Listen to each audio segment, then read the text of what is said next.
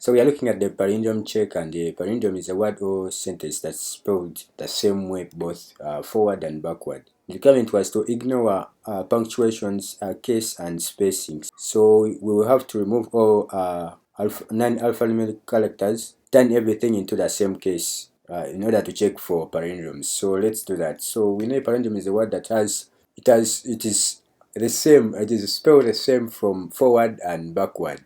So if I had an example of, let me say, a race car, let me just put it uppercase. So race car.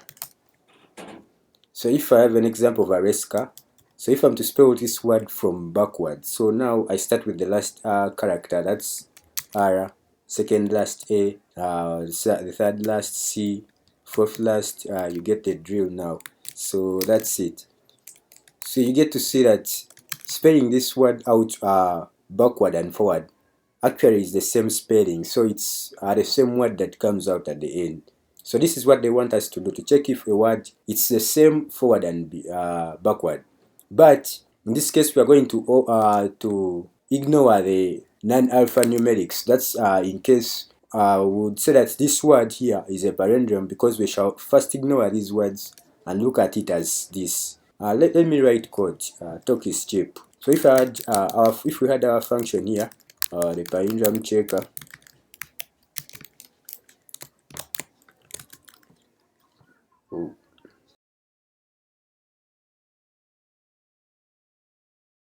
so if I had my palindrome checker here, so in the part of removing all non-alphanumerical characters, I would create my regular expression here. So if I have that here, I would create a range here, so that will be like a space, which are okay, I put them out here and you can see them, the regular expressions here. So we have all these characters out here, and you want it to be global. Wherever they find any of these, they should ignore them, they should be removed. So that's the regular expression. So we shall have our function, and maybe someone passes in a string. So after we shall declare that string, that's replacing the characters, the non-alphanumericals, with an empty space. So just moving it without a space, just moving it. So we get this. We replace it. Maybe let's change it to the lower case to keep them in one case, because this is case insensitive. So we replace our regular expression with nothing. So I guess that's it. And the technique we are going to be using is, we shall create our array and then loop the string, but in this case we are looping it from backward, from the last character, while pushing this into the array. So when we get this array, we join it, we shall get a string and compare this string with the given string. If it is the same string, return true. If it is not, we shall return false. So I've talked the talk. Let me write the code here.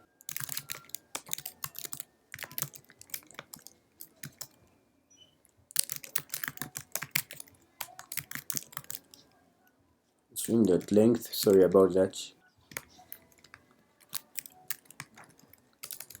What's the typing? So this should be greater than 0, greater or equal to 0.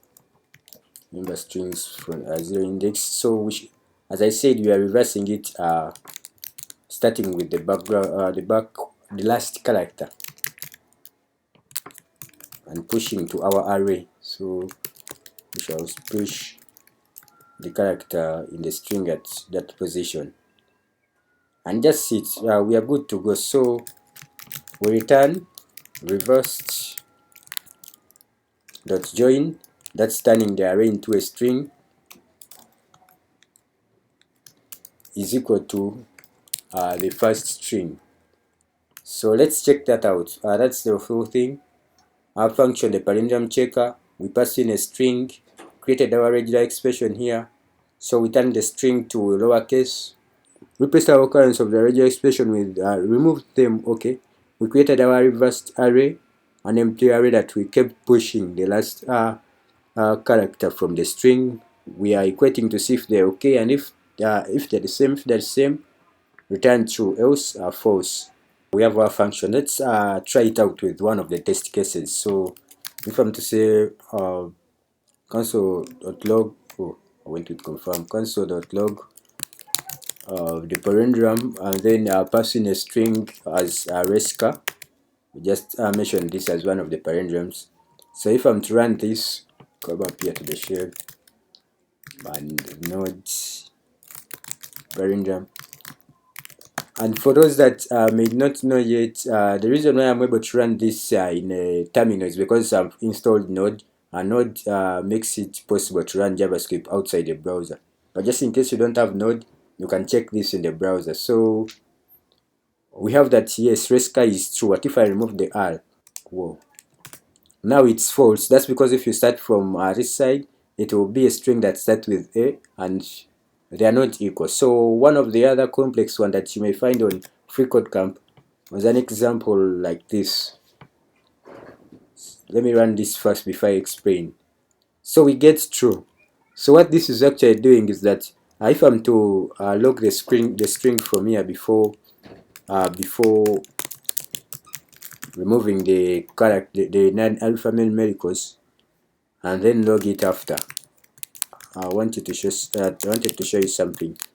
So if I do that and then log out this, you see the characters that we get that are replacing, removing the regular, the characters, these non-alphanumerical characters, removes all this and returns these 4 zeros.